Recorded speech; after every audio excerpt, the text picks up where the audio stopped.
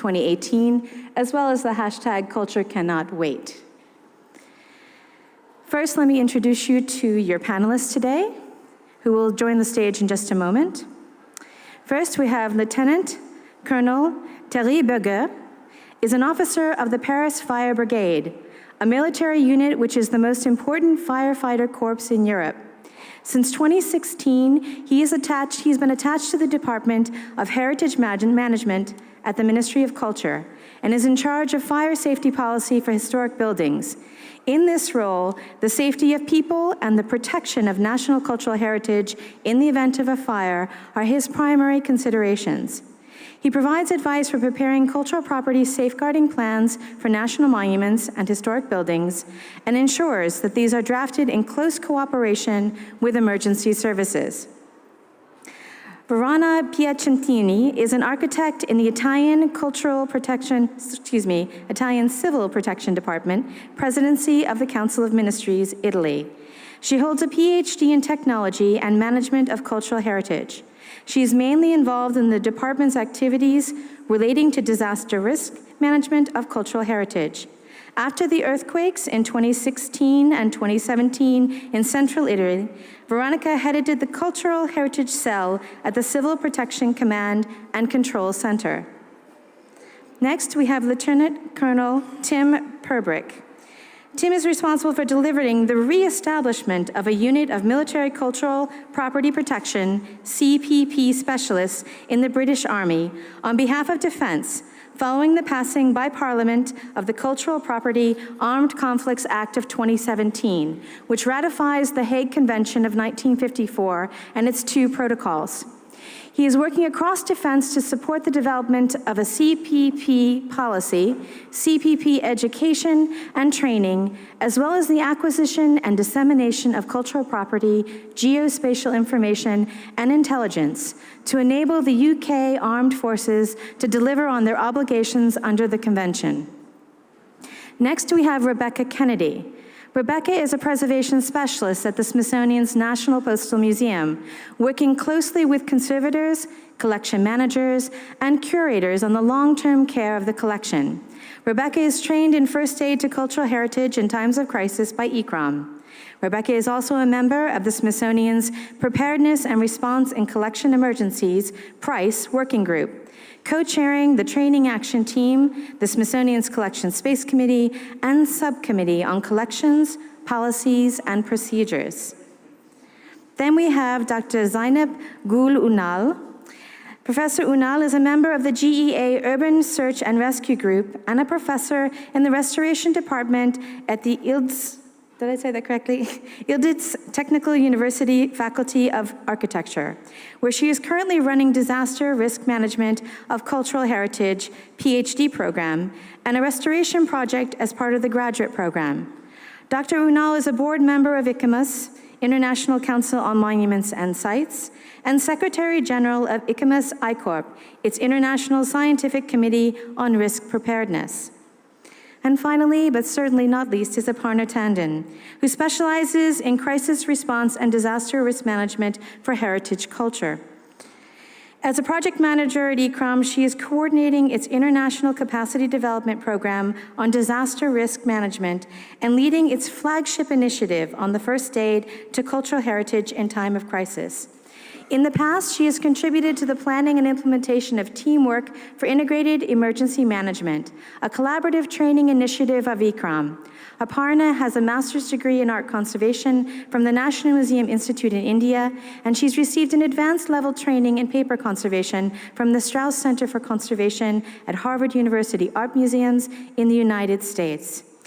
Though she won't be with us today, Leila Salih has been working for the past 10 years as a curator in the Mosul Museum before she specialized in Islamic archaeology and architecture and taking charge in historic buildings in Mosul.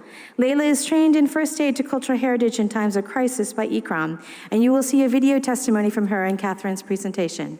Catherine?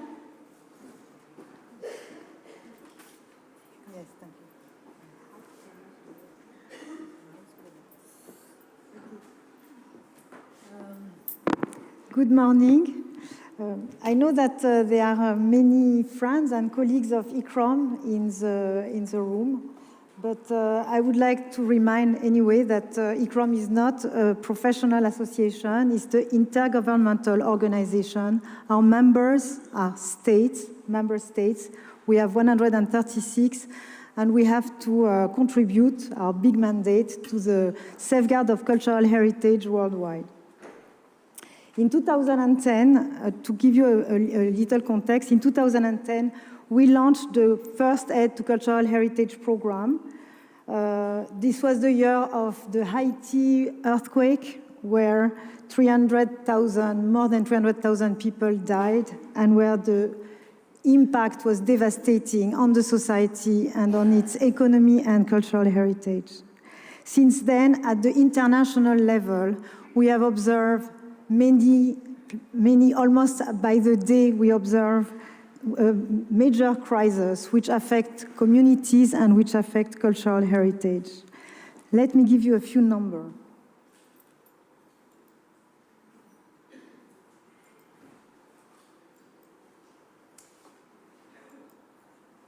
Disasters are occurring nearly 5 times as often as in the 70s. Oops, je crois que je peux pas tenir ça. Sorry. Yes. There are 42, we are all focused on Syria and the Middle East, but there are 42 ongoing conflicts in the world which are killing and displacing populations and destroying intentionally cultural heritage. And then there is an increasing interaction between natural disasters and conflict. So 2 weeks ago, we learned about Rio, the terrible fire in Rio, which brings down 200 years of history, culture, and science. It was an enormous loss, not only for the city of Rio or the country, but also at a larger level. But the system was not disrupted. There is a local expertise on site that can be pulled together to help salvage what can be salvaged. 1 month ago, the Kerala state of India was completely flooded with enormous disruption. More than 350, 400 people died, and 750 people were displaced. And there was an enormous impact on the cultural heritage. We did a crowd map to collect information, and temples, libraries, museums, any type of cultural heritage, movable, immovable, and intangible, have been damaged or destroyed. So this creates a great social disruption. And this is the kind of event that the emergency actors call complex or major emergencies. And this is the one that we want to dialogue about today with you. These are characterized by casualties, by displacement of population, by a widespread destructions of architecture, of habitat, by systems failure, and also by potential secondary hazards that have to be that are taking place, which can be looting, and other vulnerabilities.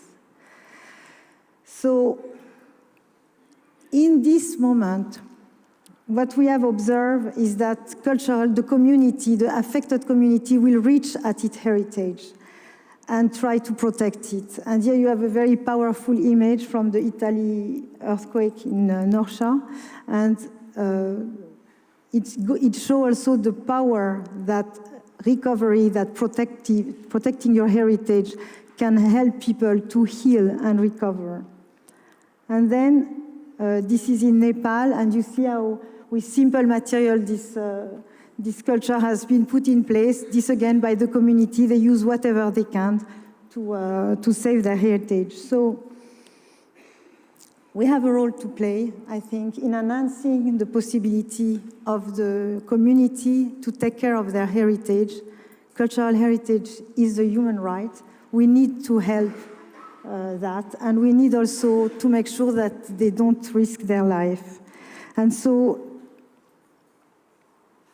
my question would be, how can we do that alone when there is such a big scale?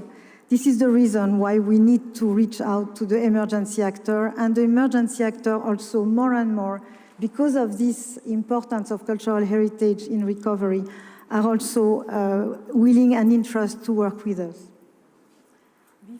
Before I ask them to come, I would like to show you, Leila Salih could not join us. She's an archaeologist in Iraq. She came to do a course, first aid course in 2016 in Washington, and then she came back to her country, and she had to work. She was the first heritage professional to enter the city of Mosul, her city, when it was liberated at the end of 2016, and she worked with the militia, with the military, and with the media. So this is just 3 minutes. She sent us that, and we wanted to share it with you. This is course, the Armenian first aid course, that qualified me to be able to work after any disaster. So because of that, I started directly with churches and the mysteries at Karakosh, and reported my initial report about the destruction there. So I was able to classify the destruction in 9 times.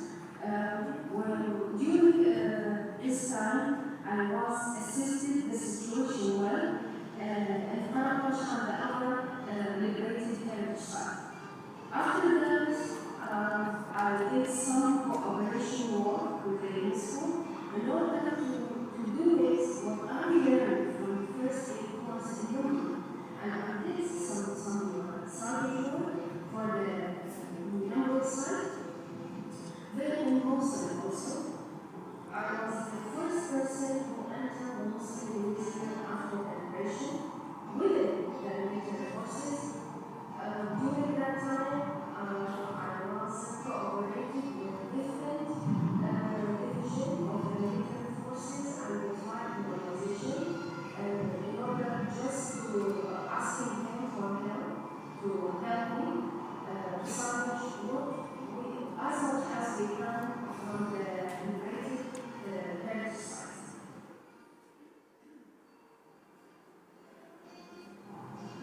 I also like to talk about the work with media. It's very important during and after the time of crisis. So, because the media would be the link between the people and the disaster community and the international community.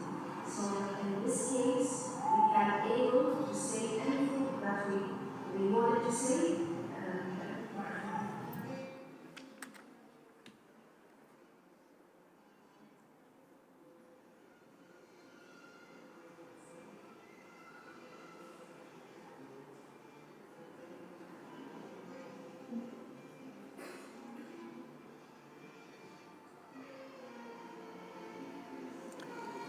This is the head of the militia who helped Leila to rescue heritage after the liberation of the city. And I have said Leila has been very vocal and tried to raise awareness about what was happening in her country. So I will now invite our panel speakers to join us on the stage.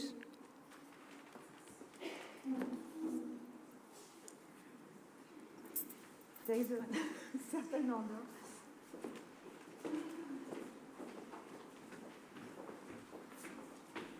So maybe Veronica, Thierry, and Jeanette, you can sit here. And then Tim, Aparna, and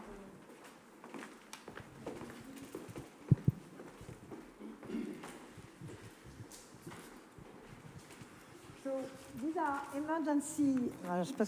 are emergency actors who are already convinced and are already working to try to integrate cultural heritage in their work. And I would like to start with Veronica Piacentini, who is working at the Civil Protection. Veronica, Italy is one of the rare countries where cultural heritage is actually integrated within the overall emergency system. Could you tell us a little bit about this and the current system today when you have big-scale emergencies like the one we could see for Kerala, for example? Okay. Is it working? Yes, I think it is. Good morning.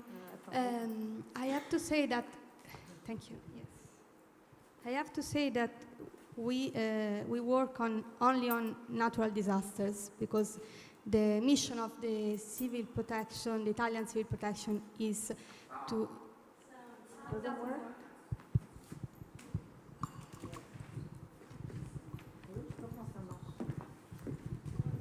Like this. No? Yes. Does it work? Okay. So I just wanted to say that the Italian civil protection only works on natural disasters because it's our mission. We started to work together with the Ministry for Cultural Heritage in almost 30 years ago, after the Umbria Mark earthquake in 1997, and since that time we had the opportunity to improve these good practices during the following emergencies. However, I have to say that in these 30 years, they were only verbally handed down because we didn't have a written regulation, a written procedure. To have a written procedure, we have to wait until 2012, when after the Emilia earthquake, the Ministry for Culture decided to publish a regulation. And this regulation then was updated with the keen collaboration of the Department of Civil Protection in 2015.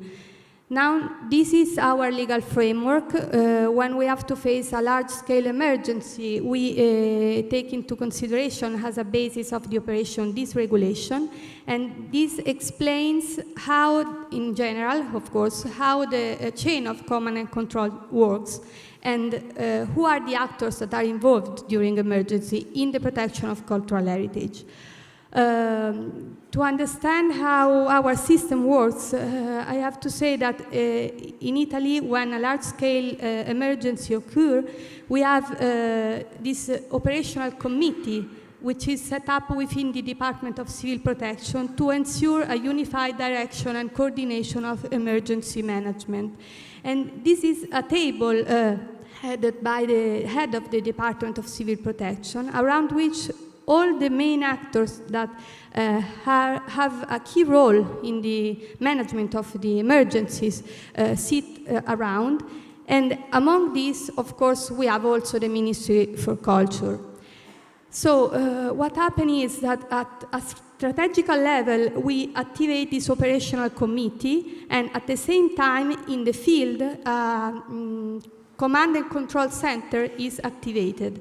And this Command and Control Center has the task to manage all the activities. Of course, it depends on the emergency. It works on divided on sectors. So if it's needed, and in Italy often is needed, we also activate a specific cell about cultural heritage, which is the cell that is run by the Department of Civil Protection together with the Ministry for Culture, and it involves all the actors that have an important role in the activities related to the protection of cultural heritage, which mean police forces. We have the Carabinieri, that is a specialized police forces for this activity, military forces, fire brigades. They are a key actor because, of course, they have the task to secure buildings, especially in dangerous areas.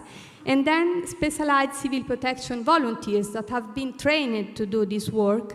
And then, of course, the scientific and academic work. Because for the damage assessment, we involve experts for this activity that have been already trained to fill the forms for the damage assessment dedicated to the protection of cultural heritage.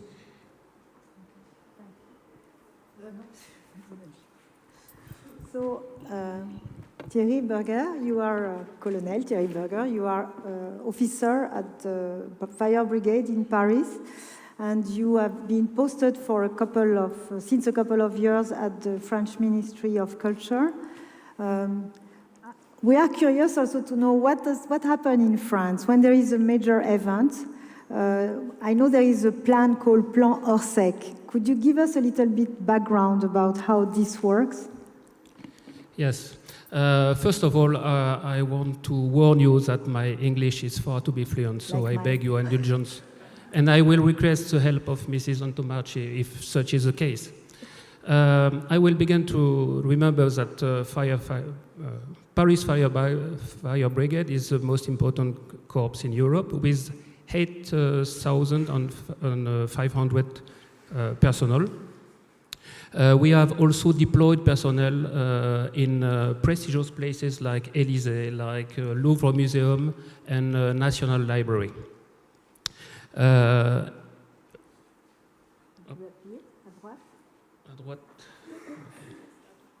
Okay. A military, the fire brigade belongs to the French army. Why is it a military unit? Because on 1812, the Emperor Napoleon I, after a tragic fire in a historic building, the Austrian embassy decided to put in place a military unit because it was not a good intervention, where 20 persons died. The collaboration between the French, the Fire Brigade of Paris and the Ministry of Culture began in 1980 with Louvre Museum and followed by other museums. And I want to show you this collaboration was extended to the field of the historic buildings after a major fire in the Parliament of Brittany in Rennes in 1994. You can see that it was a milestone in raising awareness of the need to preserve a cultural heritage. You have to note that this it was a strong emotion among the French population because it was a unique building that escaped the fire of Rennes in 1720. I will speak about Orsec. Please, I will have help with my note. For events which affect seriously the population, with whether it is an accident, a disaster, or terrorism, there is a permanent and unique organization management system named Orsec Plan. What is Orsec? Orsec is an acronym meaning Organization for the Response of Security, of Civil Security. As of 2005, as a result of the intervention in Brittany, heritage protection is integrated within the Orsec Plan, as you can see. In this context, any manager of a heritage building must prepare its own even protection plan and provide a summary document to the representative of the state. That's the purpose of the Cultural Assets Protection Plan. This plan is initiated by the manager of a heritage building and is made in collaboration with the emergency service. In France, you have 250,000 firefighters, and you can see that you have, among this personnel, you have 13,000 militaries. And you have made available, no, it's another thing. This plan made available to the firefighter in case of intervention only.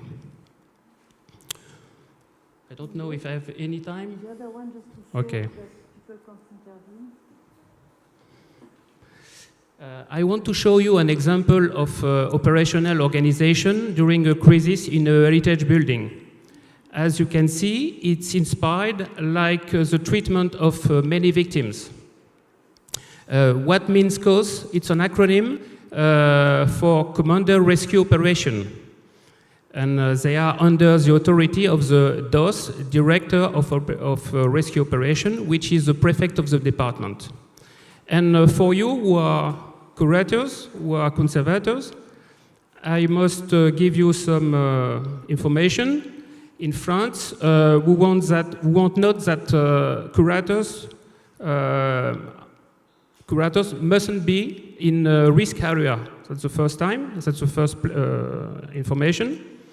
The curator is a technical advisor for the commander. He must be identified with a high visibility brassard. And you have to organize among the curator to put in place a chain command in order that the chief for the firefighter, he wants to have a unique interlocutor.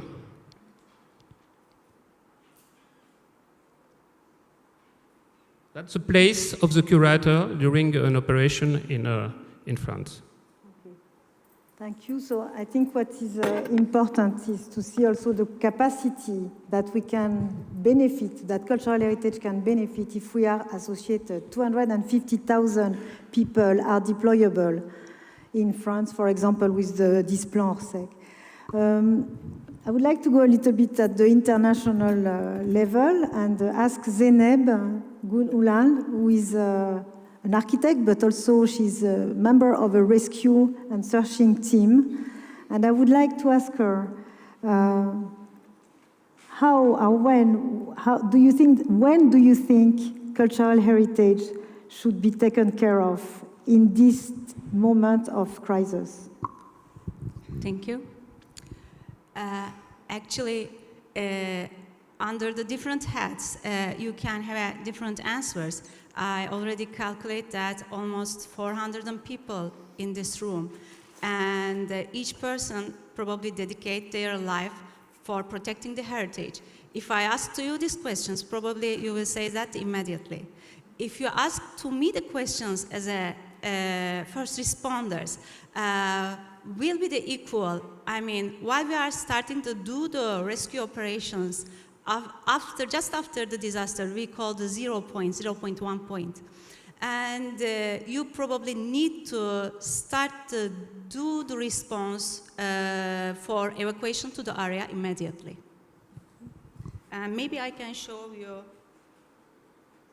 Yeah, this is how my team is working just after the disaster in Nepal, and the photos belongs to our search and rescue groups. Just after the disaster, when we received the alert, if it's national, it's 45 minutes on the 1 hour. We need to be in there for deploying to area, for starting the search and rescue. If it's international, we are having a red alert system, and we are responding. Of course, it's changed according to the distance from our main operation base, but it's almost like a 4 and 5 hour. We need to be in there for starting the rescue.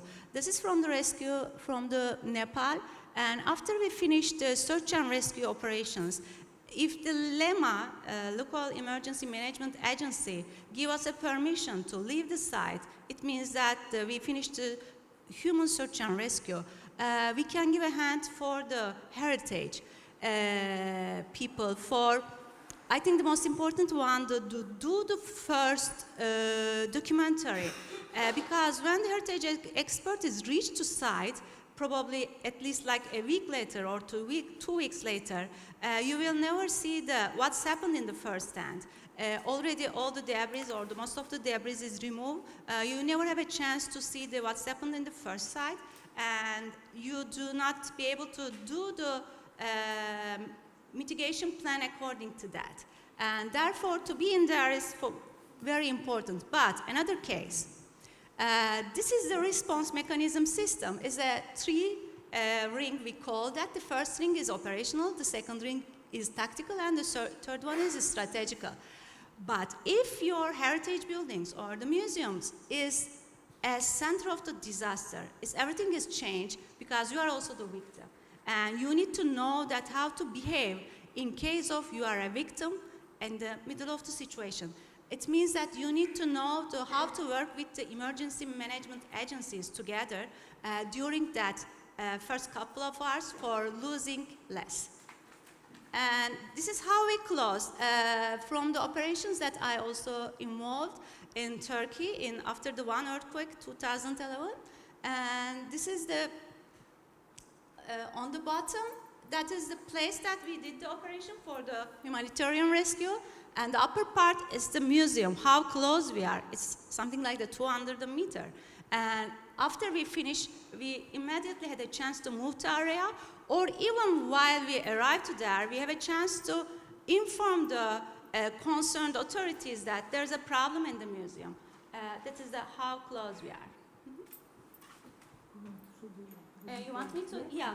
I think it's best way that, because it's quite hard to explain from here, and we started a new project for explaining from the eyewitness eyes what's going on in emergency. We started a new project as ICCROM. We are doing a documentary all around the world that how the heritage experts do the rescue operations or the first couple of hours, what they did just after that. And the first videos belongs to my search and rescue groups. They just took the videos just after the earthquake, and the other ones again belongs to the team from the documentary. Earthquakes taking place. It seems to be very difficult to prepare for an earthquake. I saw they came with the bulldozer trucks, and I just found and asked them, requesting not to use the bulldozer, and they did that. And we have like more than 300 police, army, armed police force, like holiday square. So the thing was like sorted out and picked in like 10 categories. Yeah, this is because of we were in there. We had a chance to see how the bulldozers came, and we made the video from that. Then we didn't know that how they stopped, but now we have a chance to see that how they interact during the disaster. So you had the last slide, which was showing, you have the last slide? Yeah, and people usually ask the questions that how we can coordinate ourselves. This is very simple, explaining how the system is work internationally in emergency, because each country has their own mechanism for responding. But if anything has happened, like the degree is high, like the disaster or the catastrophic phase, it means that your country cannot maybe handle with the situation and ask the international help. It means that you need a good international coordination. For the human rescue, UN system has an INSARAC, Search and Rescue Advisory Group, for the urban search and rescue teams. They all coordinated the urban search and rescue teams all around the world. For health organizations, emergency medical, World Health Organizations is doing this for internationally. Emergency medical team is coordinated by them. I think we need to answer the questions if anything has happened to the heritage site, big disaster affect the heritage sites, and cultural heritage response mechanism, how it will work, how we will internationally coordinate ourselves. And I think ICCROM started a very good project in 2010 for doing the first aid to cultural heritage. And if we can improve this worldwide under the one umbrella, I think we will lose less during the disaster. Thank you. I think that what we are also seeing is the need for special unit or special and for coordination to take care of heritage in emergency. I would like to ask Connell Purbrick. UK, last year, exactly 1 year ago, ratified the Hague Convention. Could you tell us what UK have done, what UK military have done since this ratification? Thank you, Catherine. I'm an Army Reserve officer, and I'm based at Army Headquarters, which is at Andover in Hampshire in England. And we first started getting involved in cultural property protection in early 2014. We're writing a paper on delivering a cultural property protection capability following the citing of an article by Professor Peter Stone from Newcastle University all about how we should be doing more in this space. We also started a military cultural property protection working group and an illicit antiquities trafficking working group with cross-government officials in London. In 2015, our government announced that they'd put before Parliament a bill to ratify the Hague Convention 1954 and its 2 protocols, and that came into law on the 12th of December last year. So what have we in the Ministry of Defence been doing about it? Well, the Hague Convention 1954 applies to armed conflict only and adds to a considerable body of law that already exists to help the protection of cultural property during armed conflict. Specifically, in the Hague Convention, Article 7 mentions military measures, and there are 2 specified tasks in that in the article. One is to ensure that cultural property protection is properly reflected in our regulations, and the second part is that we should establish in peacetime a unit of military cultural property protection specialists to engender respect for cultural property and to cooperate with the civilian authorities who are responsible for safeguarding cultural property. The implied task in the convention, not stated, is that we have to know where and what cultural property is in order that we can protect it from damage, destruction and looting when we're conducting military operations or there are others who are involved in armed conflict. So other activities that we've been involved in are we've drafted a policy, a cultural property protection policy at Ministry of Defence level on circulation. We're reviewing our doctrine, which is the way we conduct our business, to ensure that it properly reflects cultural property protection. We're doing the same with our education and training. We're addressing the geospatial information and intelligence task with our Defence Geographic Centre and with NATO, who have developed a 30-point schema or data fields to do with each item of immovable cultural property, that we can collect that data into a global cultural property database, which, as you can imagine, is a considerable task in front of us. And the final thing that we're doing is establishing that military unit of cultural property protection specialists. And there's quite a history here, which stretches back to the Second World War, and indeed the founder of the IIC, Lieutenant Commander George Stout, US Navy Reserves, was in one of those units, which is the Monument, Fine Arts and Archives sections, otherwise known as the Monuments Men. There's another less well-known unit called the Art Looting Investigation Unit, which was part of the Office of Strategic Services, a forerunner of the Central Intelligence Agency, and their job was to track down the networks of looters in order to identify those who could be prosecuted for war crimes and also to ensure the restitution of cultural property in the post-war era. So we have been consulting with our allies, with the United States, the Italian, the Carabinieri, Tutela Patrimonio Culturale, the Dutch and the Austrian Armed Forces, with UNESCO, academia and non-governmental organizations in order to try and find out what it is we should be doing in this space. The Army has decided to form a unit of 15 all-reserve, which is part-time, military specialists who in their civilian careers will be specialists in monuments, fine arts, archives, archaeology, art conservation, art logistics, art crime investigation and so forth. The unit will then receive a special to arm course which will help them deliver this capability inside the armed services, and they will wear the blue shield, the Hague Convention blue shield on their arm as a mark of the role that they'll be performing within the armed forces. So what are those roles? Well, there's education and training, working with our Foreign Office and our Department for International Development, a lot of liaison, resilience and safeguarding tasks, defense engagement, which is where we engage with other armed forces around the world. Disaster relief is one we're looking at as well. And full spectrum military operations from the strategic to the tactical level, where we'll be assisting the armed forces with aspects such as targeting, making sure we don't put our bombs in the wrong places, and also supporting operational planning processes, advice to commanders and staff, and then at the tactical level, the very ground level, looking to cooperate with those who are responsible for safeguarding cultural property. Also, we have a role to investigate, record, and report damage, destruction, and looting, with, again, a view, like the Art Looting Investigation Unit, towards war crimes prosecutions, restitution, and the assistance of stabilization. So we've spent 4 years inside the armed forces talking about this. That's longer than the Second World War. That's longer than it took to set up and disband the Monuments, Fine Arts and Archive sections and the Art Looting Investigation Unit. Now the time for talking has finished, and we're going to get on with trying to deliver this capability inside our armed forces.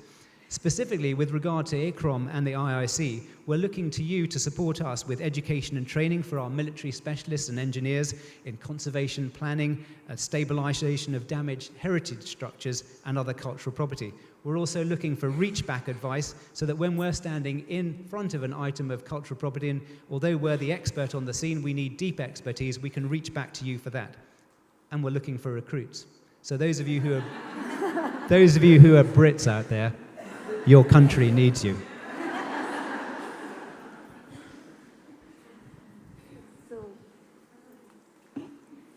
Thank you very much, team. We have concluded emergency actors, but we had invited 2 heritage professionals as guest speaker on this panel, and one is, and we will finish with them before opening the floor. Rebecca Kennedy, you're a collection manager, but you took the course, the first aid course in 2016, and you decide to leave your job to dedicate to raise awareness and do training for first aid, especially for small museums.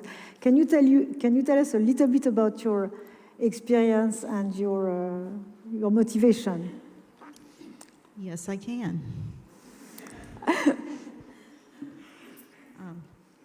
In 2004, so going back a few years, and I have not aged a day since. In 2004, 6 hurricanes directly hit the state of Florida, causing extreme damage. These hurricanes were actually grouped very closely together and left little time for recovery and for the waters to recede. This is what created a true complex emergency for the cultural society where I worked back as a collections manager at the time. There was no protocols or procedures for me to turn to for assistance of how to deal with something so complex. So I made the best decisions I could with what resources I had. And I'm very open to debate the decisions I made at any time. And I think that's how we learn, is going over what happened. And if you all would like to hear the story more in detail, I'm more than happy to share it. But to let you know, after the second hurricane, I stopped salvaging the objects and focused on keeping water away from the building. So I left objects in the water for 2 or 3 months before I salvaged them. So, cool story if you want to hear it. But due to the huge humanitarian crisis, the military and first responders were not able to help me gain access to the site, were not able to help me remove the water, and were not able to help me at all. And there was, at the time, no professional understanding in our region between the cultural institutions to assist each other. So there was a lot of hard feelings between each other and a lot of aggravation and frustration. And this aggravation and frustration continued through the next year, because in 2005 was when Katrina hit New Orleans, and there was a huge response to the one hurricane because it was bigger, but equaled the 6 that had hit us in the 1 year before. But Katrina did bring on a new response level from cultural heritage professionals and the Federal Emergency Management Association, otherwise known as FEMA. So it was a bright spot in that area. But this frustration continued inside of me, so I began looking for training of myself in the disaster response field. But I was constantly turned away because disaster response for cultural heritage was seen as a conservator's world and not a place for collections managers. Fast forward many years later, where I'm still in my early 20s, and now as a fully trained and respected disaster response responder, I still firmly believe that there is a job for everyone in a collections emergency.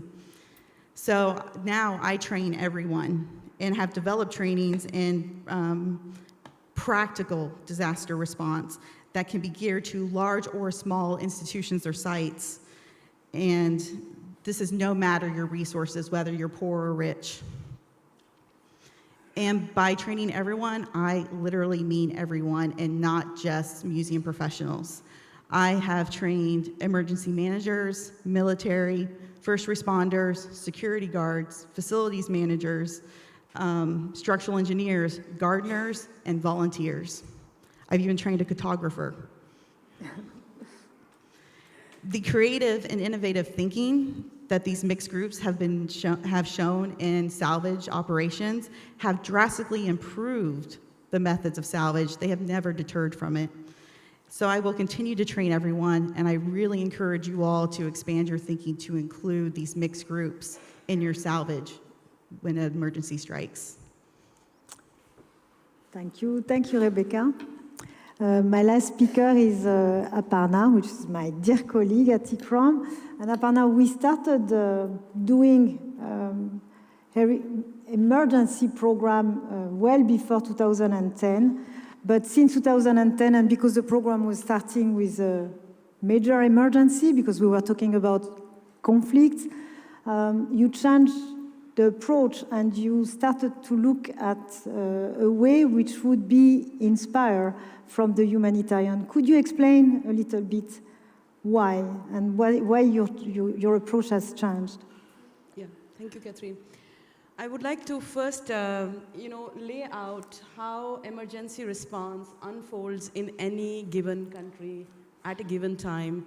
We have been speaking about large-scale, major, or complex emergencies. So when a large-scale disaster occurs, the government of that country declares an emergency and classifies it at level 1, 2, or 3.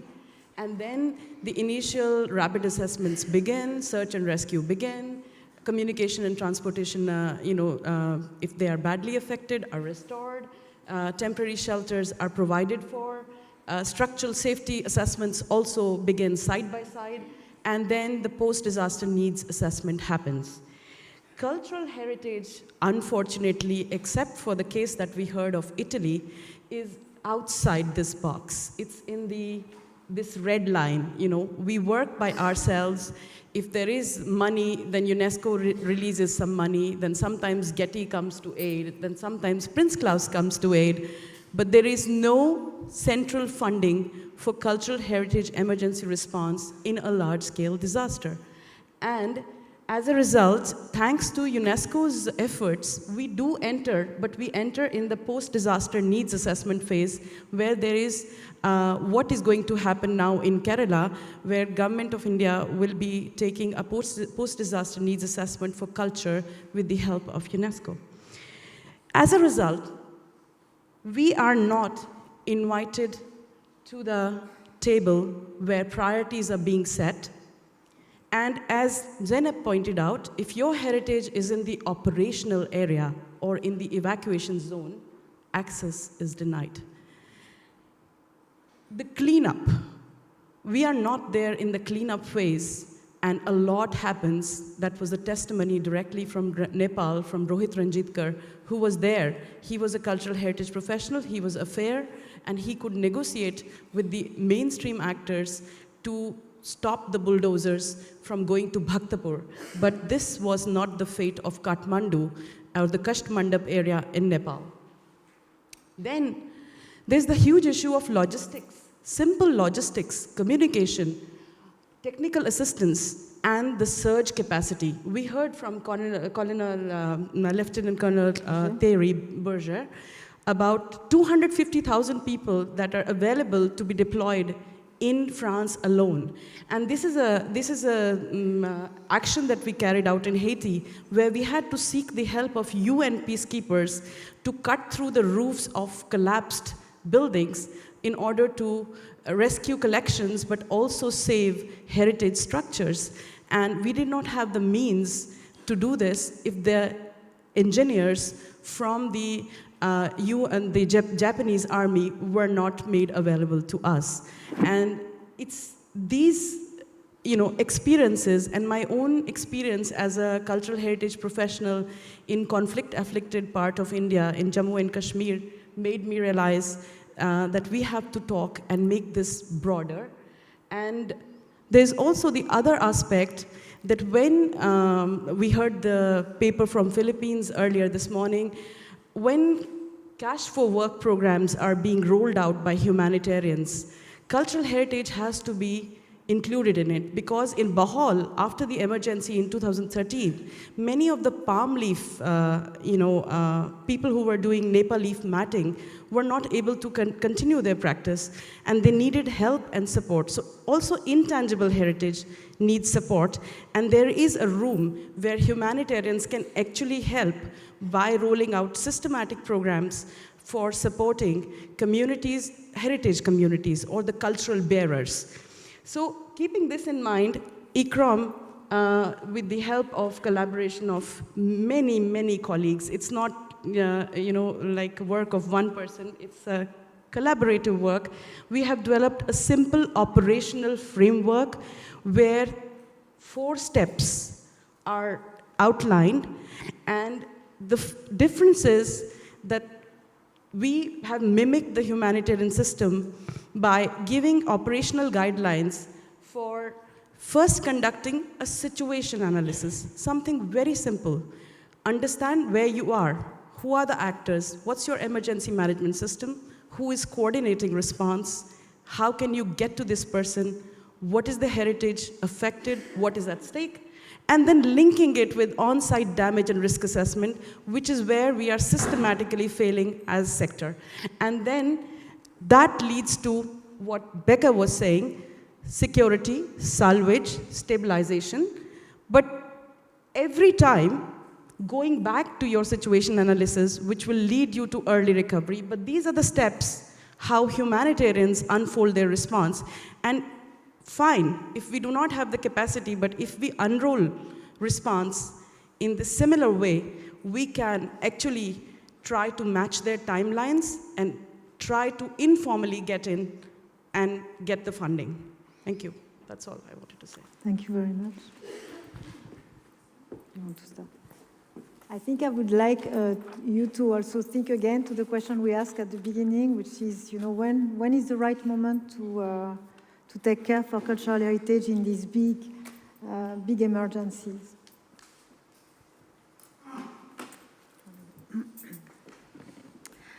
Do we have any questions from the audience? This is the part where you get to actually speak to the panelists. They're going to bring up the slide with their names, please, so people can know who they're going to request. No, there you go. People know. Okay. Do we have any questions from people in the audience? Yes, up front. Right. Sorry. Hi. My name is Foukie Boersma, and I'm from the Royal Library in the Netherlands. I have a question for Aparna, because you are so experienced, having worked in all these different countries with different kinds of emergencies. Some were natural disasters, some were crisis disasters.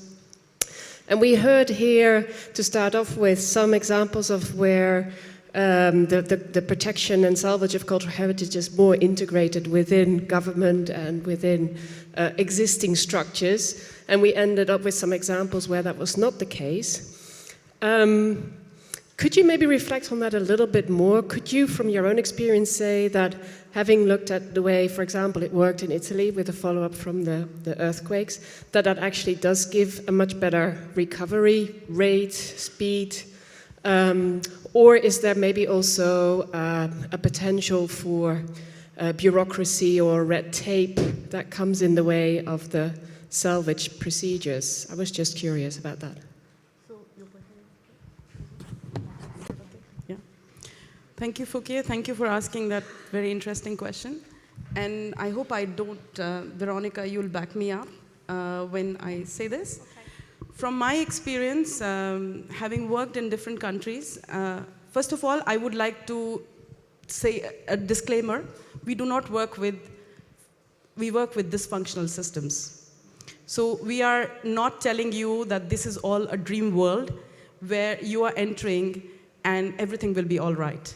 Humanitarian system is overloaded. Today, all of us know that we have not been able to cope up with the massive migration that Europe is facing, and as a result of that, there are political issues that are arising. So, personally, I have not seen a perfect emergency.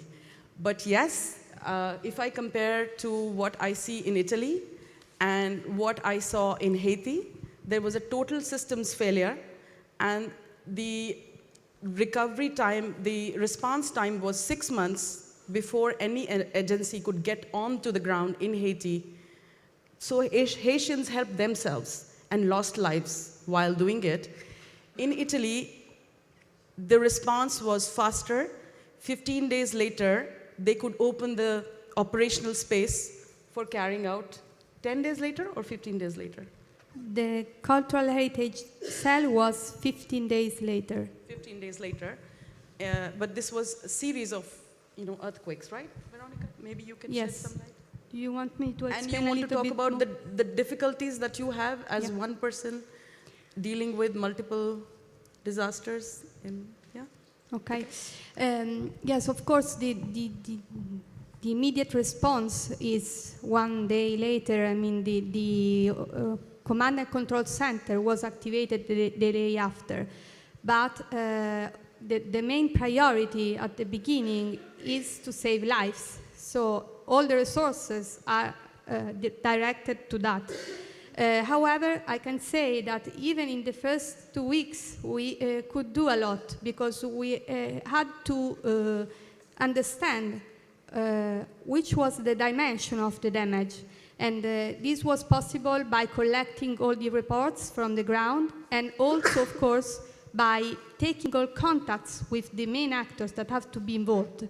Then, when the lives operation were ended, we started to work in an operational way.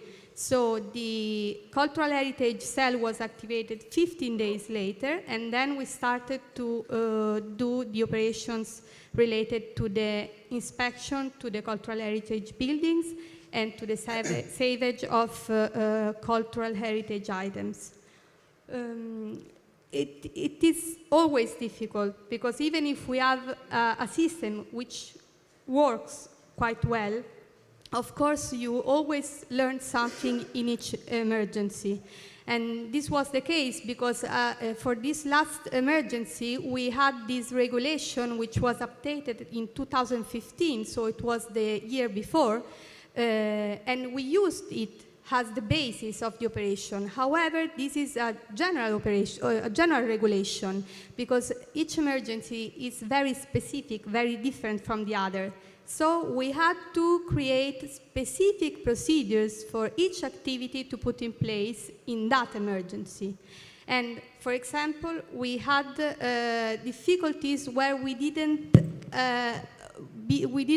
wasn't already organized in some activities. For example, we didn't have an agreement for the involvement of civil protection volunteers in cultural heritage activities, and this was the reason for that we achieved to involve them only 1 month and a half later, because we had to agree that with the Ministry for Culture. Now we have this agreement, this procedure, so probably, I hope, in the next emergency, we will be faster, of course.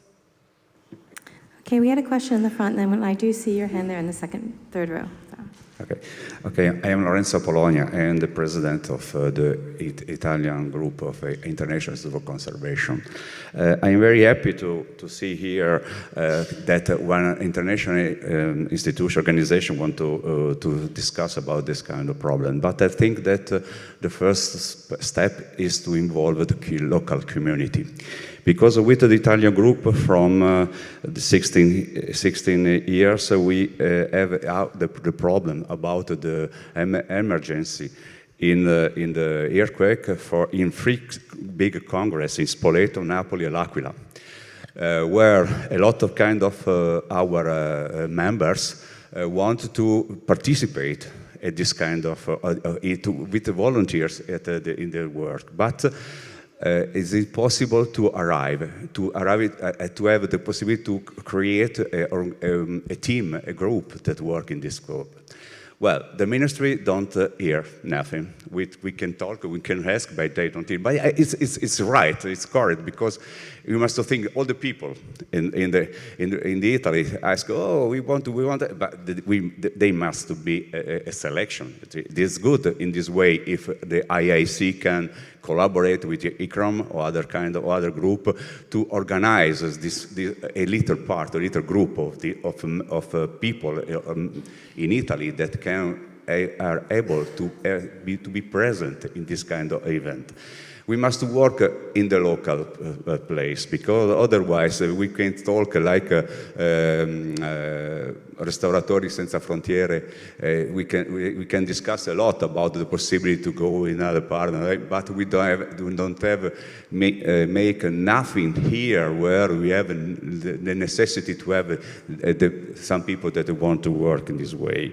My idea is that because in my region, I work in superintendency in Aosta Valley, we made a protocol with the Protezione Civile, and we had also the possibility that some restorer, also some scientists, go in the helicopter to make the training courses with the Protezione Civile, to have the possibility to go with the Protezione Civile in some part, not all, so because the assessing sometimes is very complicated, we understand, but we can participate in this case at the committee that discuss about in which way we can work, we can collaborate with the Protezione Civile, the other group that work in this case. For this reason, I ask if we can collaborate together to create a group of people that are formed, that have recognized from the ministry to go in this part, to work in this part, because otherwise the ministry have not the number of persons useful to solve the problem in the short time. The last earthquake that we had So Lorenzo, I need to get you to get to the question of what you're asking of the panel. Are you asking then how we can, as say, civil society or professionals work with these cultural ministries or organizations, how we can form groups that assist them, how we approach them? Is this what your question is?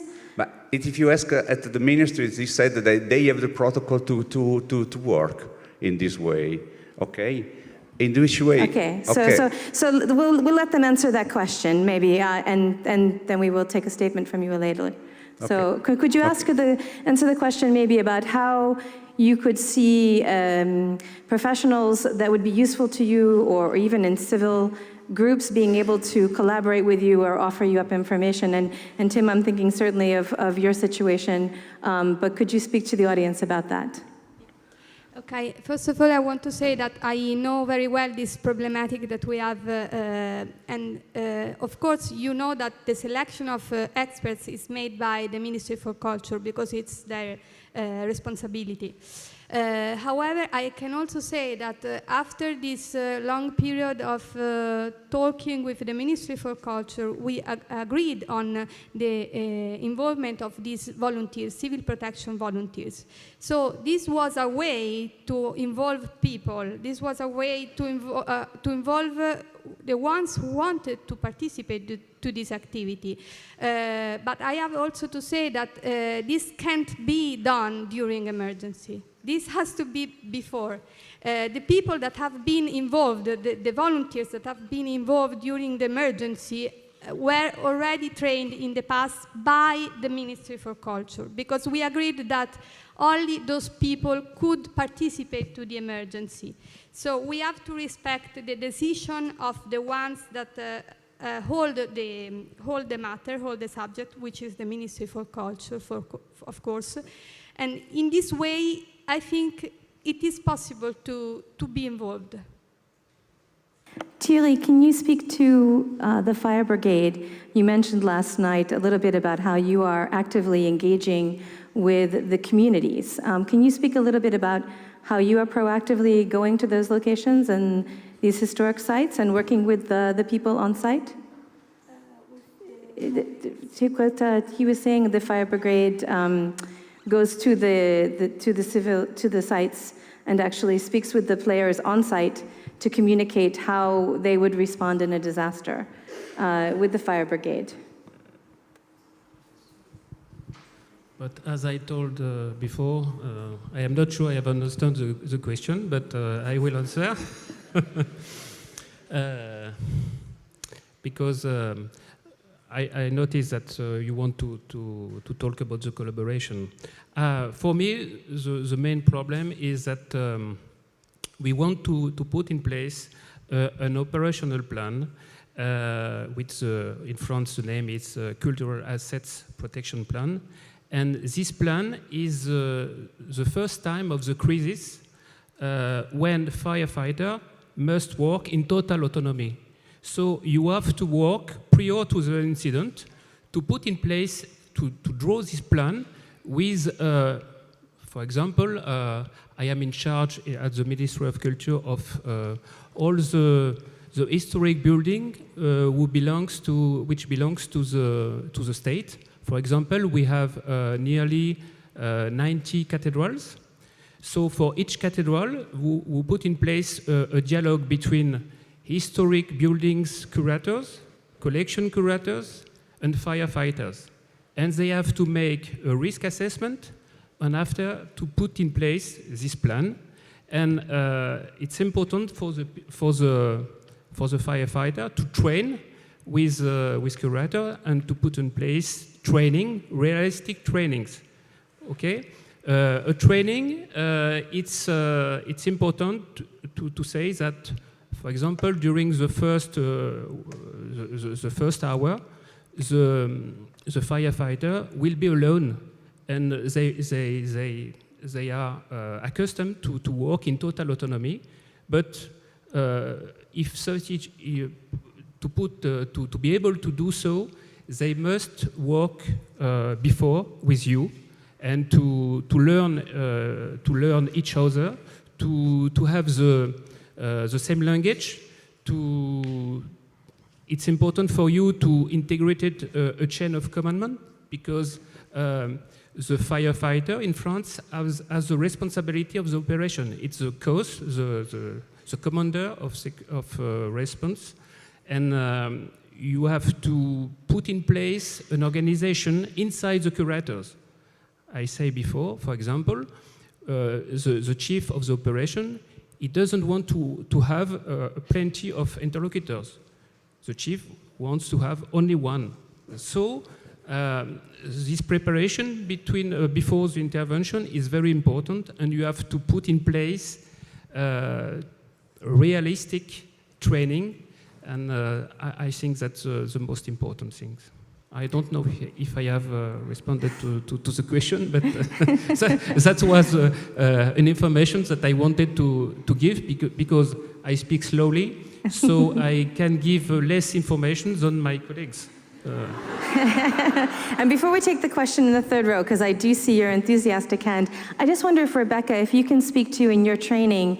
I know that I went through one of your training courses at the Smithsonian, and what I really appreciated about it was that you were bringing so many people from diverse areas, but most importantly, you're bringing in the firefighters, the engineers, and so forth. But how do you pull these players into your training? Because this is the connection between the civil or professional part and how we can all get to know each other and what our jobs and responsibilities are.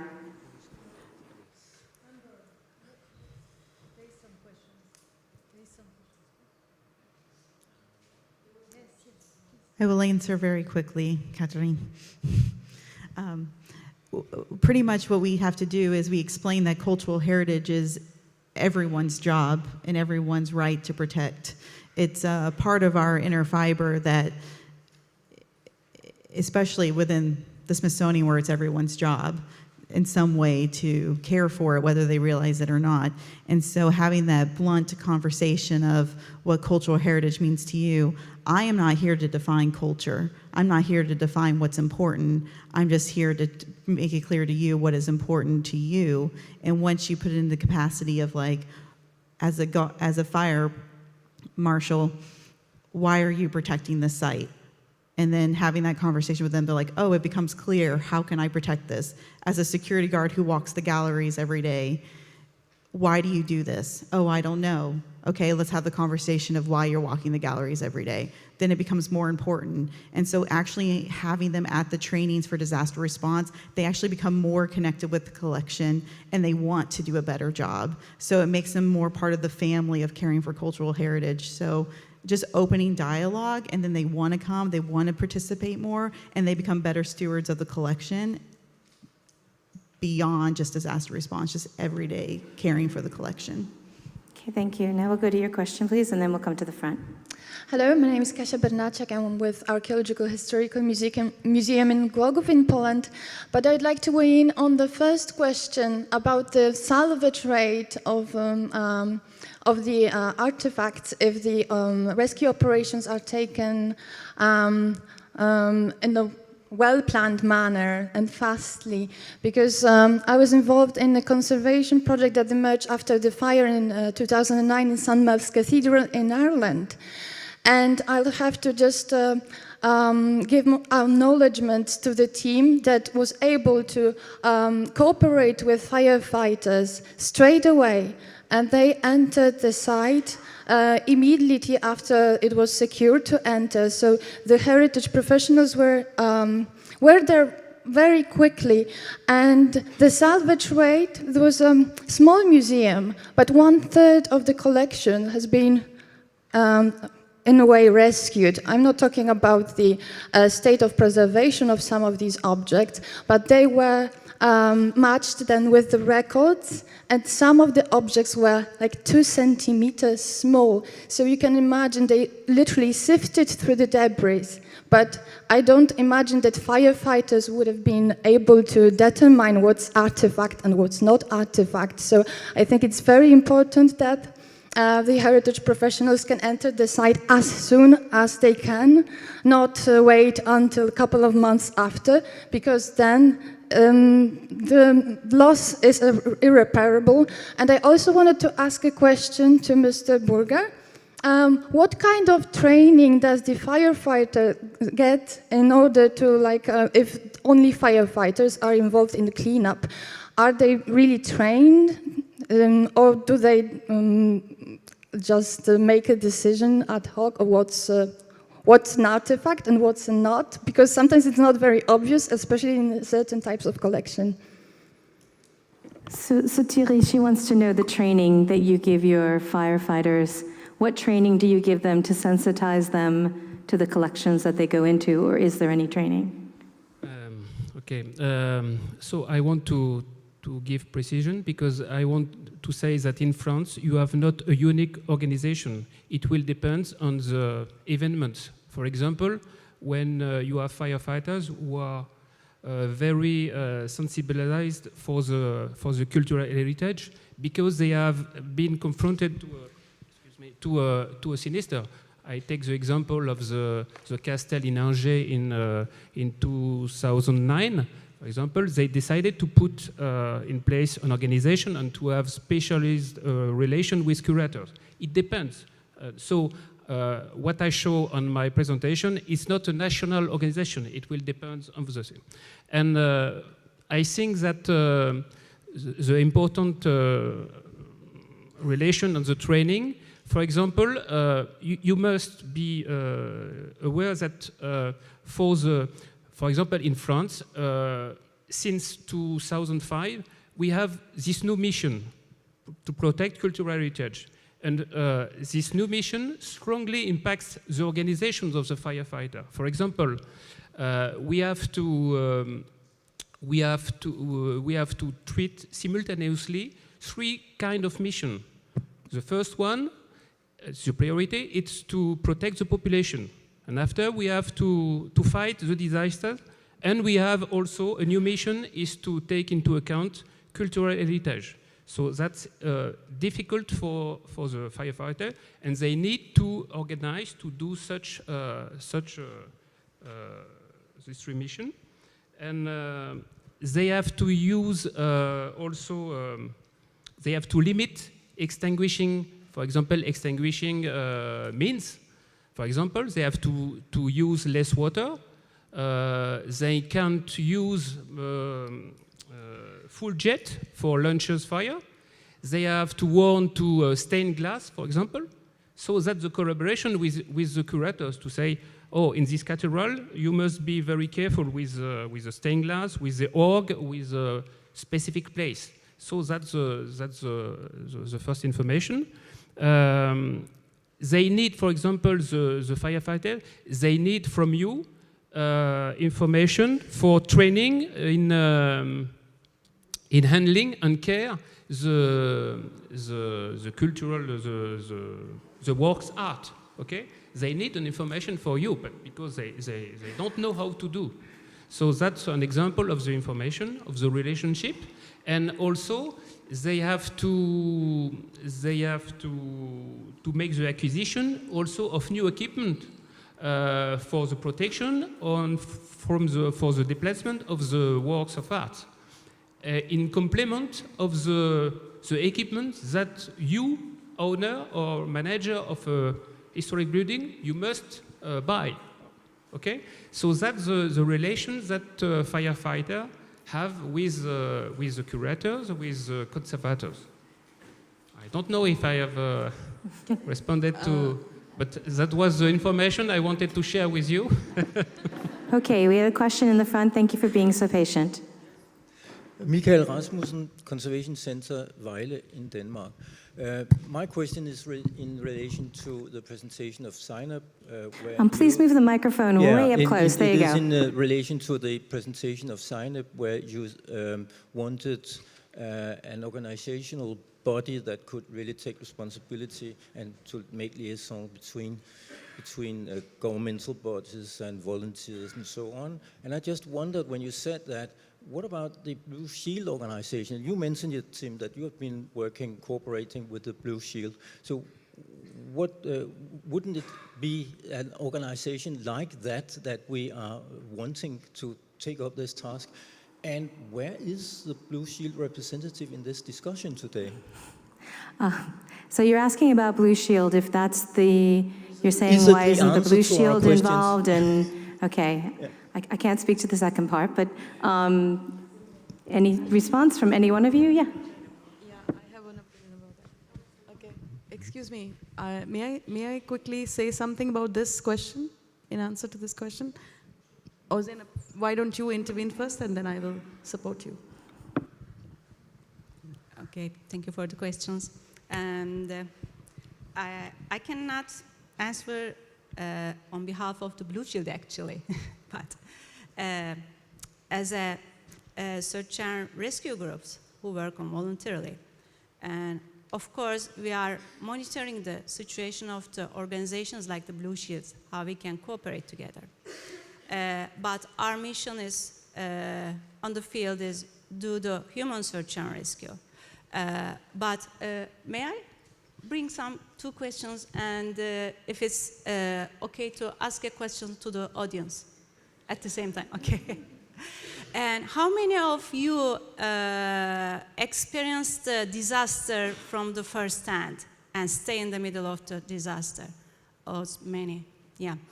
And how many of you think that in case of any emergency right now can join the search and rescue groups in case of helping the cultural heritage? How you feel that you have enough experience to be in response?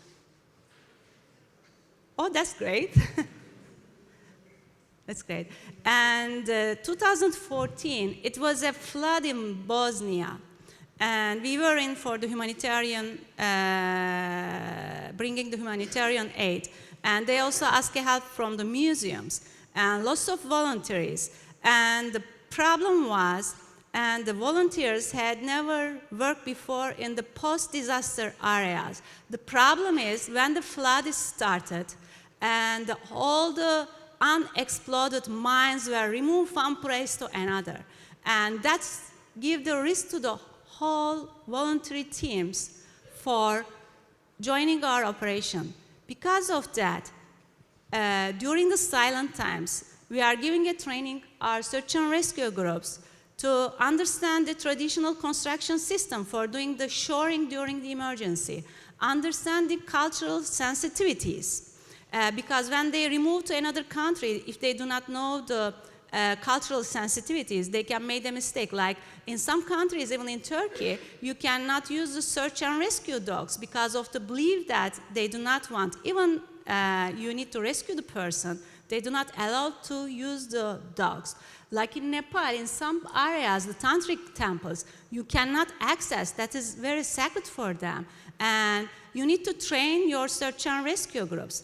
And you need to train the heritage expert that how they can work together with you without giving a problem to themselves.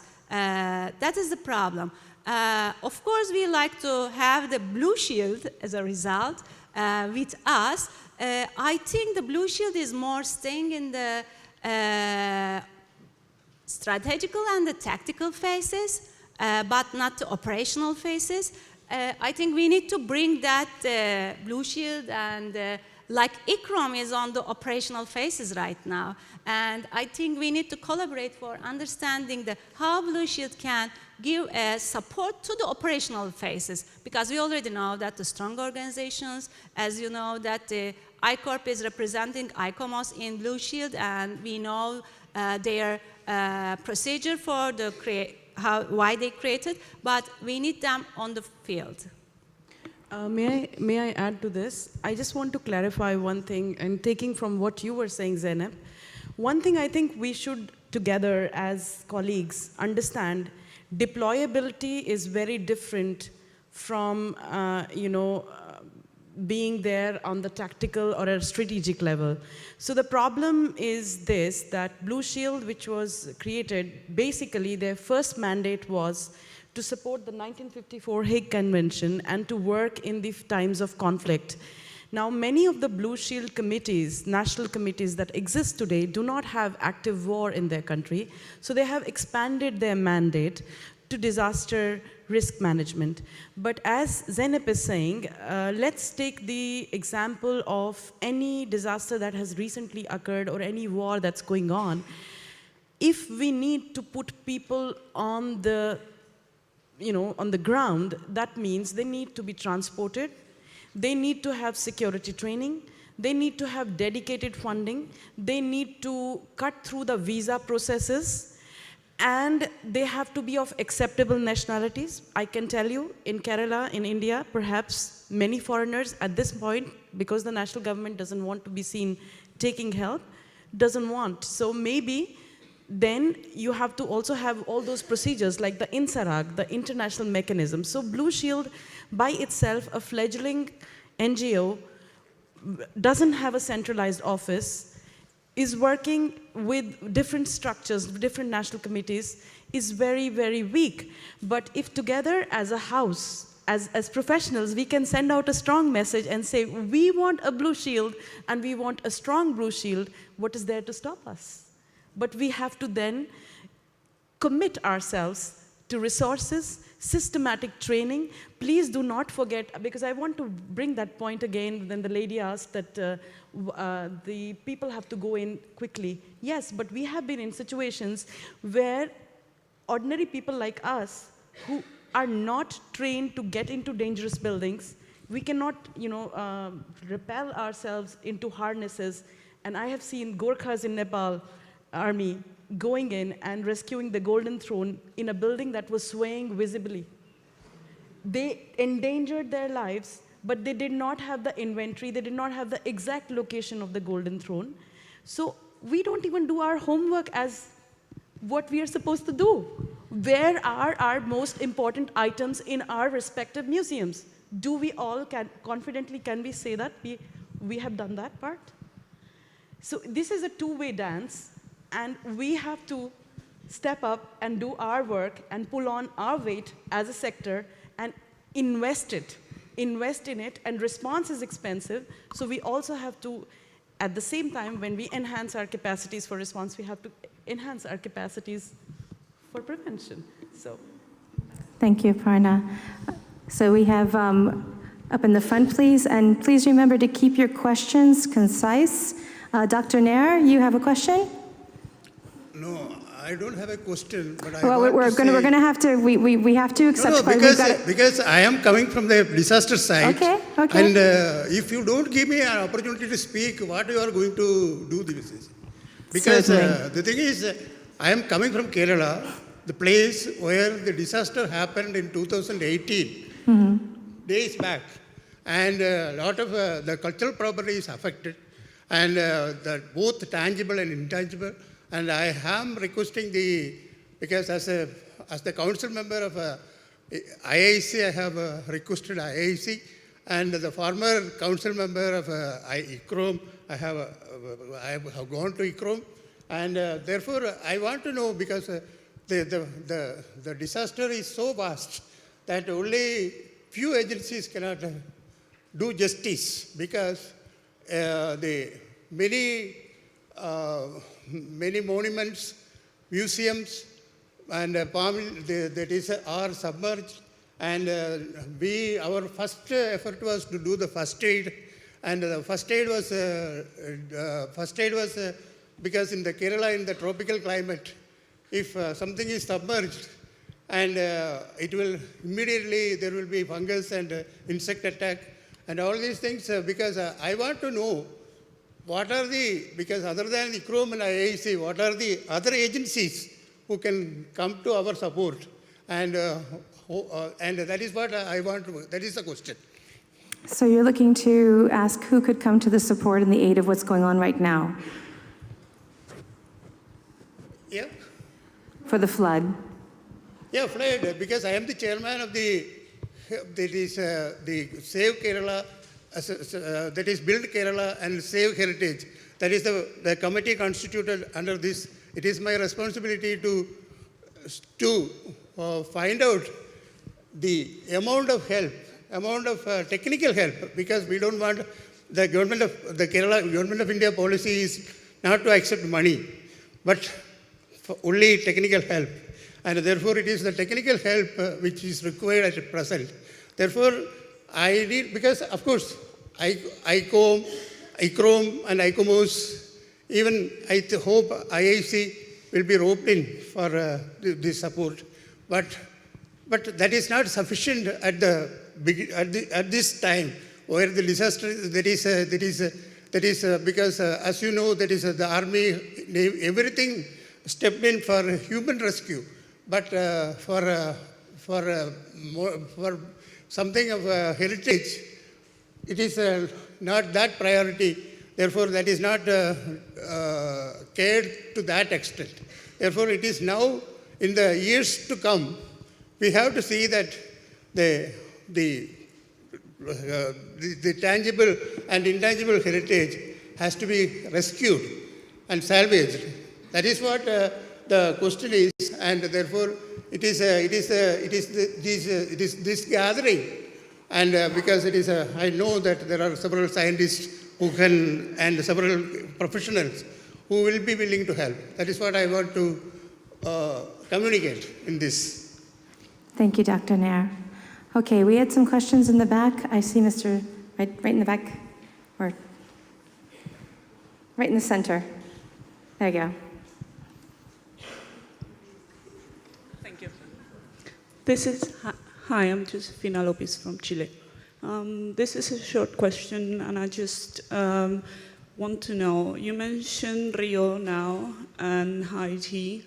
I would like to know what has been the involvement of ICCROM, or how do you see that this works in the Latin American region or South America? As I see that it definitely works a lot better here than there. I would like to know how you see that this is going to work in the future.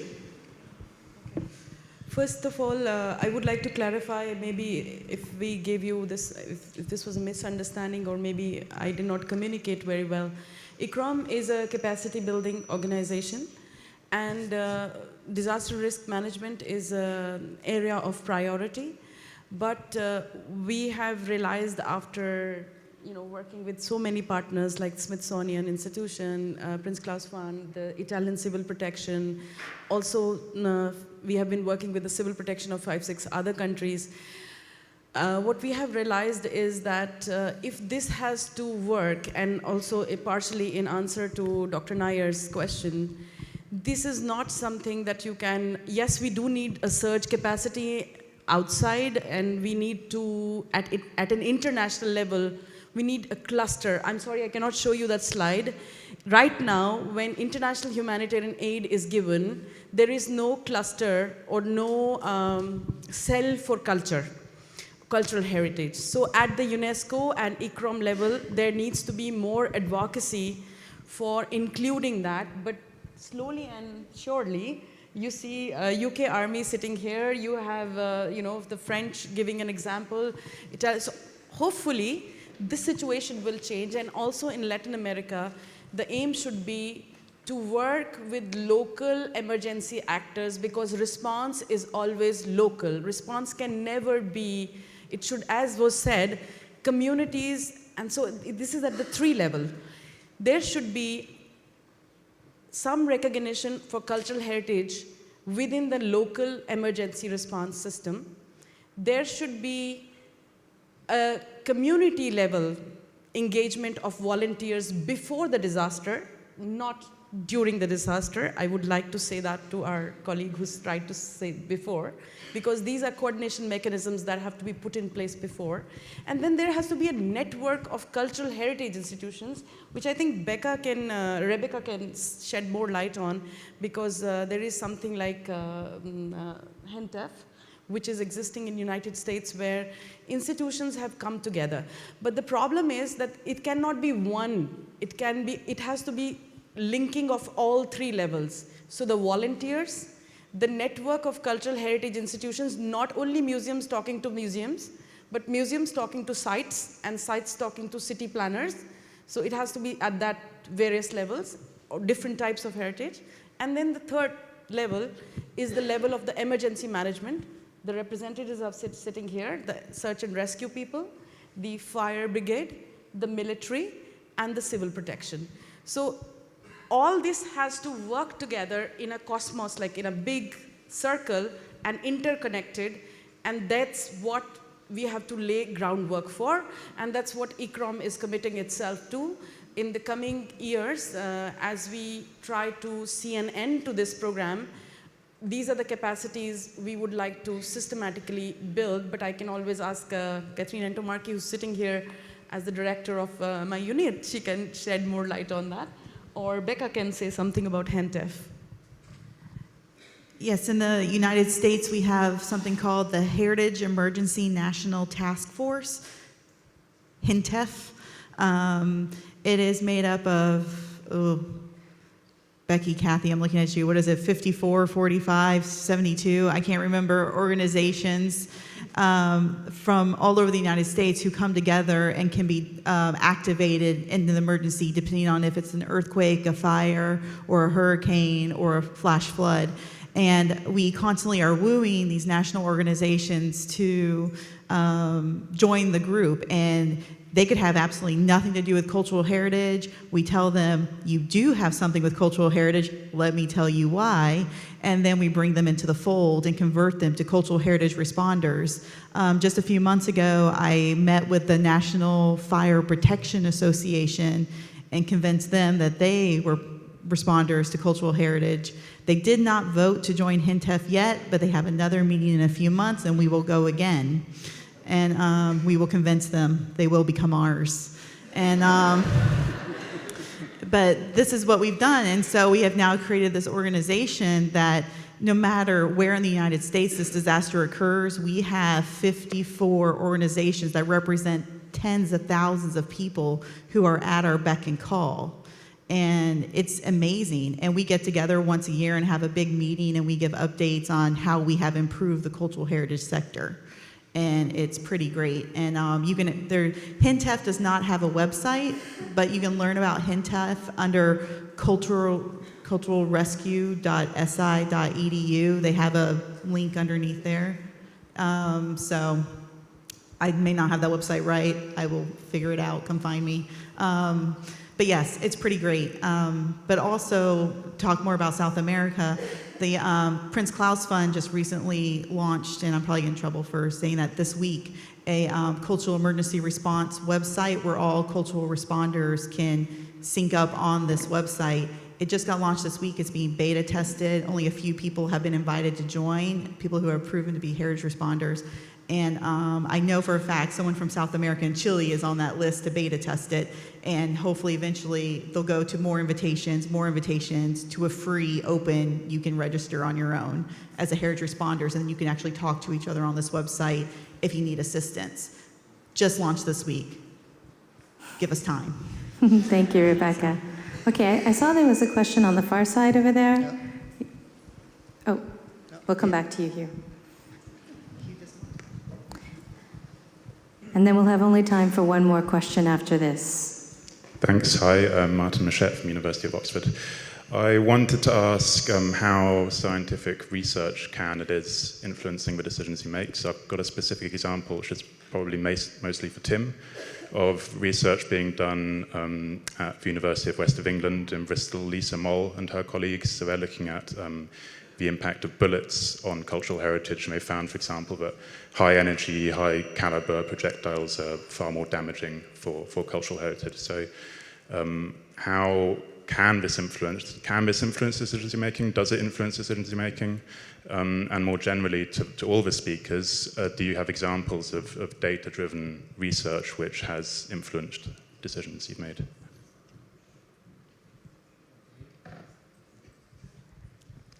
I know Lisa. We're trying to sign her up. She sends me her research into bullet damage on structures. It's all very interesting. It's a little bit technical for a very small brain like mine. But it's very important that we're able to draw on research like this in order to be able to protect structures during armed conflict and understand what the blast effects are when we're looking at how we target objects. And we have very experienced targeteers in the Ministry of Defense who look at how we're going to attack a target, a military target, and then look at the structures around that to see the blast damage effects that could happen depending what kind of weapon system is used in that attack. So that research is very useful, and we'll feed it in and keep grabbing it. Thank you for the question. Does that answer it? Okay, while the mic is getting to Hugh, I'm going to right here in the front, and then it'll go to Hugh Shockey, and then we'll be done. Thank you. Is there someone else who has the technology they want to share? Or I can talk about the crowd map quickly. If you'd like to, yeah, please respond. Well, you can go on ICCROM website. We have launched a crowd map, crisis map. It's based on a simple open source tool called Ushahidi, and Ushahidi means witness, or it's meant for communities of users who can go out and collect data.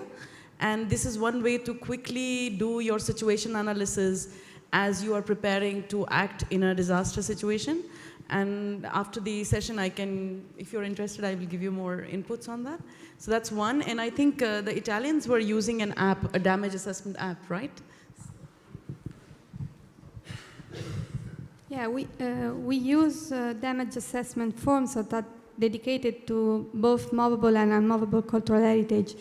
They have been officially approved by the Ministry for Culture and the Department of Civil Protection. So actually, we use them in each emergency.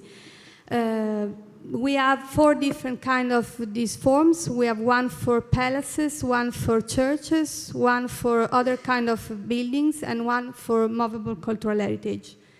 The same, if you want more information after, I can give you the link to see the forms. But it is in Italian, I'm sorry. Okay, thank you for your patience. Yeah, thank you. David Cotiangeli from Geneva, Metal Conservator. You know, Switzerland is a small country.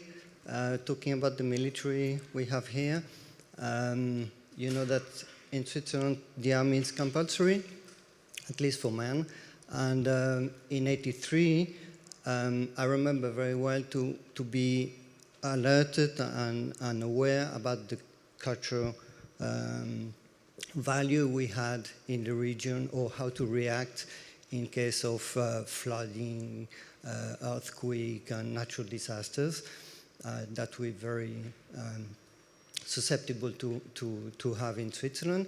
And I see that my boy still today is receiving the same kind of approach, which is a local, everyone is living, it's the local approach of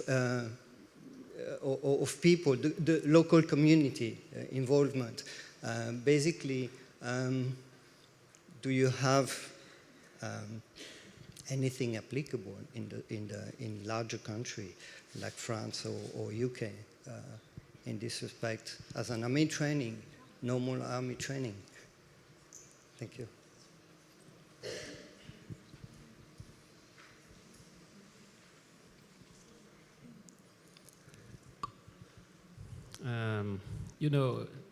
What's the question? En français, je peux vous la donner en français. Oui, ce sera plus facile. Sorry for the others. Est-ce qu'en France, donc en Suisse, on a l'armée obligatoire.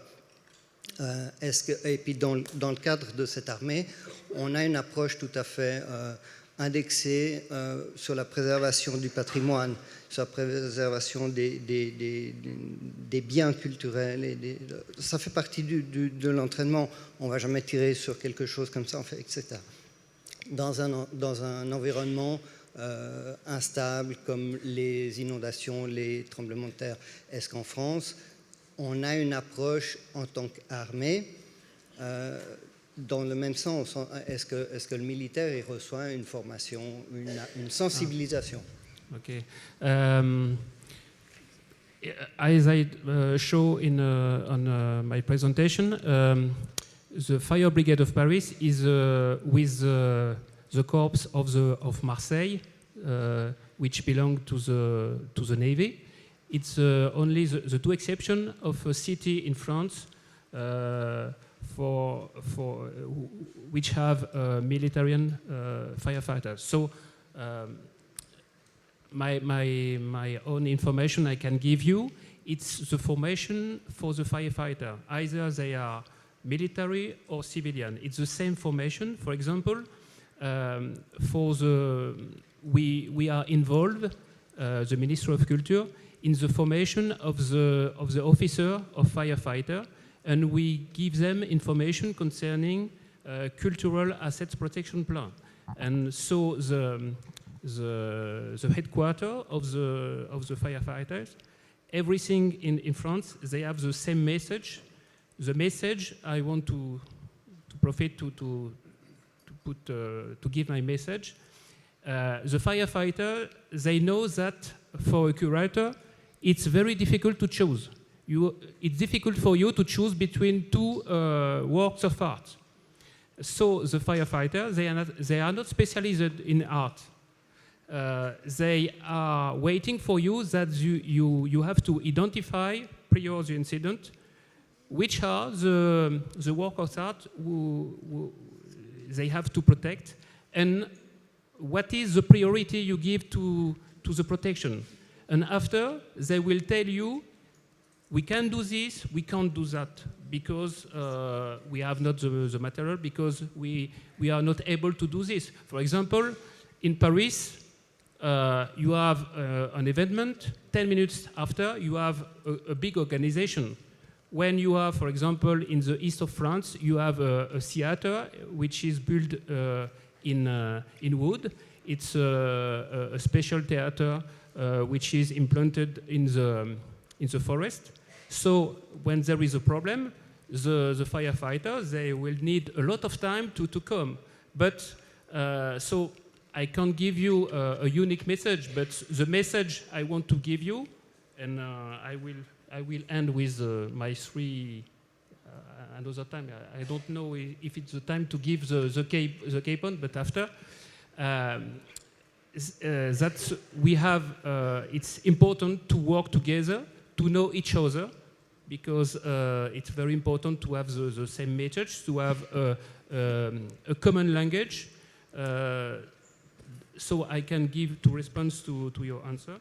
We have a unique message in France for the firefighter, and the information is given to the officers of firefighters. They have all the same message. Concerning the military, it's specific, so I am not in charge to speak for the French army.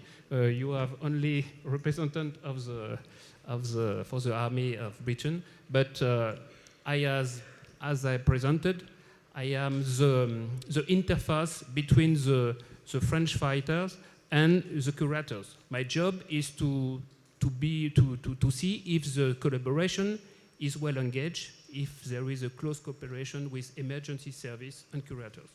So I hope that my message, even if it's very not fluent, you have understood what I wanted to say to you. Thank you. Okay. All right, the one last question, yes. Yes, Hugh Shockey, Head of Conservation, St. Louis Art Museum, United States. My question to any of the panelists is, can you speak to the challenges or successes of working with cultural heritage custodians affected by a disaster, since from a mental health perspective, they are often in grieving, they're dealing with loss, and there are some challenges I think that they probably are having. Yes, I can a little bit. I think mental health is often faux pas to talk about, but it's very important to talk about in disaster response. And the Center for Disease Control and the Substance Abuse Organization in the United States have both published studies on responding to disasters and mental health. And one of the biggest problems we have as cultural heritage professionals is hero response, where we run in immediately after a disaster to save our cultural heritage. We feel great for a while, we feel tired, and what the studies have shown is that you actually may not feel the full effects of your depression and post-traumatic stress until a full year after. The anniversary of a traumatic event is usually when you feel the first waves of the trauma. So it is something to consider, and something I often warn people about when they want to leave employees in a building during a disaster. This happens a lot during hurricanes. So one of the things we often talk about are the signs of mental health trauma coming on to a first responder or a cultural heritage responder. It's signs of fatigue, irritation, not eating, irritability. And to be completely honest, I noticed this in myself when we were in Puerto Rico this year. I felt very agitated by the simplest post on Facebook of my friends complaining their names were misspelled on their Starbucks cups. And I was, angry and was like, this is not a real problem. And a few weeks later, I got a call to go to the U.S. Virgin Islands, and I just was angry that I had to go again, and recognized in myself that this was not a normal response. And so had to say to the call that I am not in a mental place to help other people who are also not in a healthy mental place. So therefore I had to withdraw myself from consideration to go to the U.S. Virgin Islands. And just being able to be open with that capacity, because you're also going to be working with cultural heritage professionals who are in the same space you are. They're also upset, sad, and in many cases feel ashamed, because our whole job is to take care of cultural heritage, and when it goes wrong, we blame ourselves and we feel shameful. And there's nothing wrong with that shame, except for you shouldn't feel it because you did the best you could do and there were outside forces. So own that shame, share it with your colleagues, and make it a life lesson that you've learned from. And that's the best advice I can give, because there should be no shame. You're great stewards of your collection, and you should definitely be proud of what you've done. So.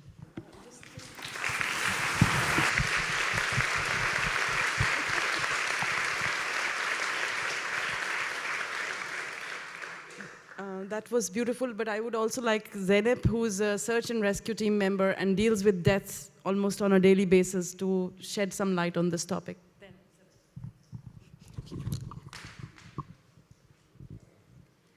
Actually, I can tell you the two stories that why we decided to start to making the documentary, because we witnessed something that we never wish for another peoples that witness that. And 1994, I was working in the during the Bosnian War. I was working in the Istanbul office. All of our friends from Bosnia had a place in there for doing the restoration after the disaster when the war is ended.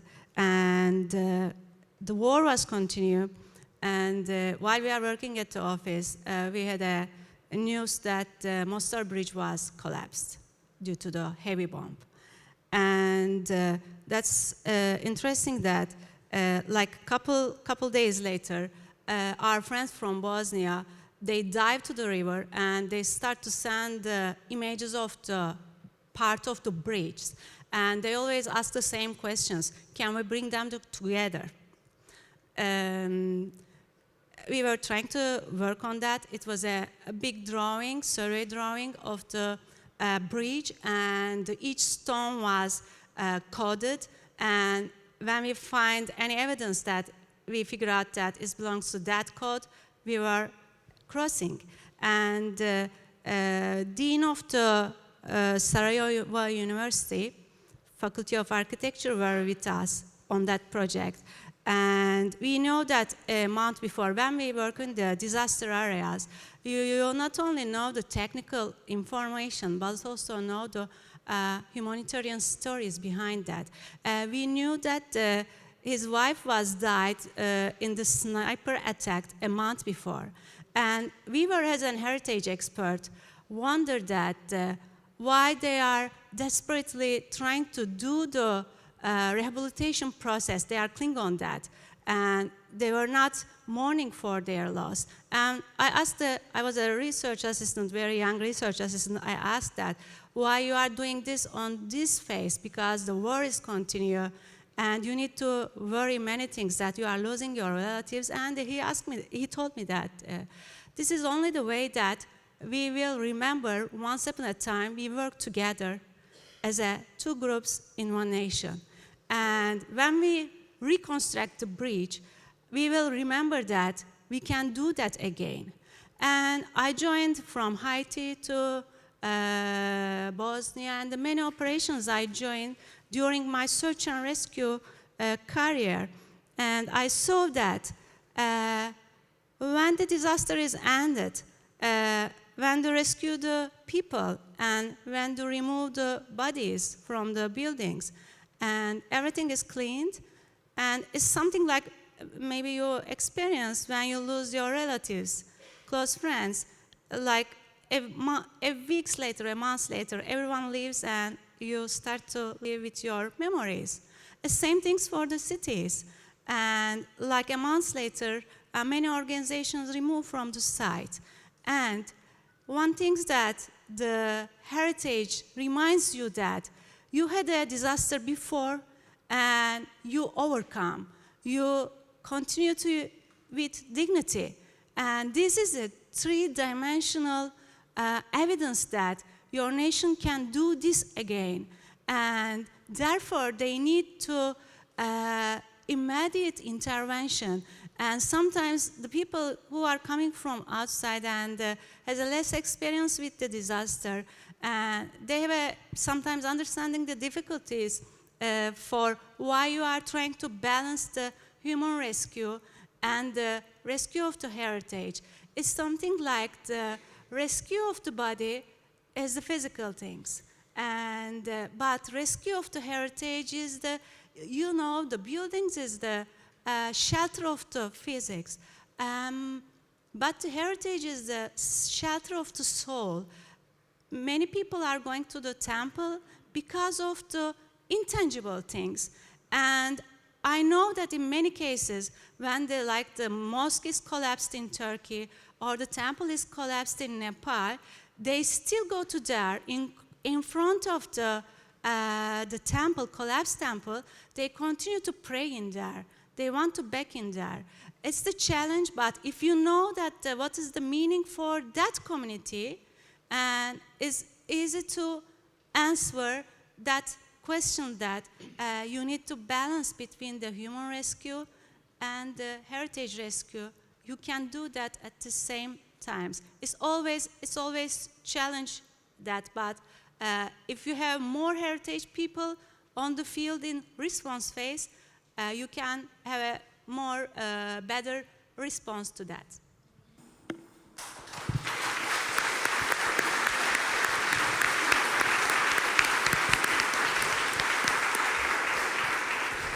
Well, thank you. That concludes our program today. And please give a round of hand to the ICCROM for bringing together such an amazing group of panelists. And thank you, panelists. And thank you, audience.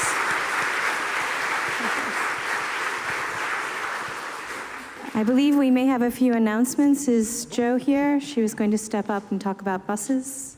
But thank you all for participating. This is exactly what the dialogues are about, so we appreciate your time.